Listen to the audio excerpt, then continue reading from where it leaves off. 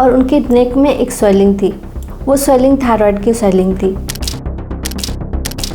उनके थायराइड के फंक्शंस भी नॉर्मल थे। अल्ट्रासाउंड वगैरह का रिपोर्ट और जो FNAC का रिपोर्ट था उसमें भी एक घेग टाइप का ही रिपोर्ट आ रहा था। तो वो बायोप्सी में उनको आया थायराइड का कैंसर।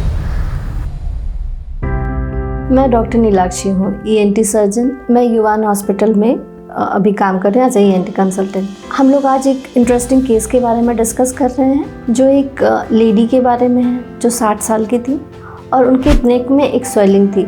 वो स्वेलिंग थायराइड की स्वेलिंग थी, जो देखने में ऑलमोस्ट जैसे एक घेग होता है उस टाइप का लग रहा था। उनके थायराइड के फंक्शंस भी नॉर्मल थे। अल्ट्रासाउंड वगैरह का रिपोर्ट और जो FNAC का रिपोर्ट था उसमें भी एक घेग टाइप का ही रिपोर्ट आ रहा था, जो कि हम लोग समझ सकते हैं कि ऑलमोस्ट नियर नॉर्मल जैसा हो सकता है। हाँ ठीक है, उनको बढ़ रहा है, लेकिन उनकी तकलीफ़ जो थी वो बढ़ रही थी, जल्दी जल्दी हो रहा था। और चूँकि ये नेक की स्वेलिंग जो है बहुत कम दिनों के अंदर बढ़ रही थी और ओल्ड एज में था, और CT स्कैन में उनकी सांस की नली को भी वो दबा रहा था, तो हम लोगों ने उसको सर्जरी करने का डिसाइड किया। सर्जरी किया गया। सर्जरी करते समय उनका जितना ब्लड लॉस होता है एक थायराइड सर्जरी में, कंपैरेटिवली उससे बहुत ज़्यादा था। हाँ, उससे लेकिन कुछ हुआ नहीं। एक ट्रांसफ्यूज़न करने के बाद वो नॉर्मल हो गया।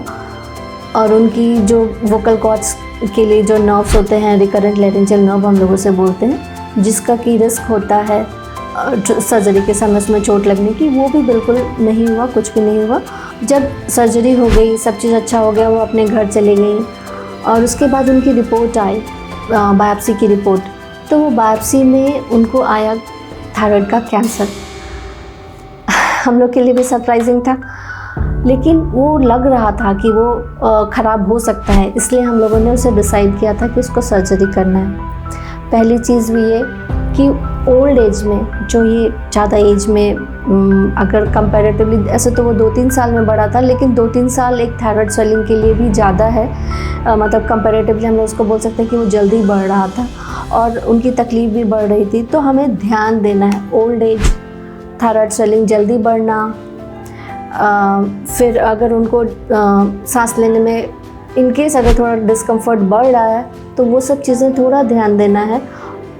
थोड़ा इग्नोर भी करना होता है रिपोर्ट्स को, जैसे थायराइड फंक्शन टेस्ट नॉर्मल है और उनका FNAC रिपोर्ट नॉर्मल है, जबकि ये सब हम लोग एक अच्छा रिपोर्ट के जैसा मतलब उसको कंसिडर करते हैं। पर स्टिल हमने जब उसकी सर्जरी करने का प्लान किया, बायोप्सी का भेजने का प्लान किया, तो हमने देखा कि वो कैंसर था।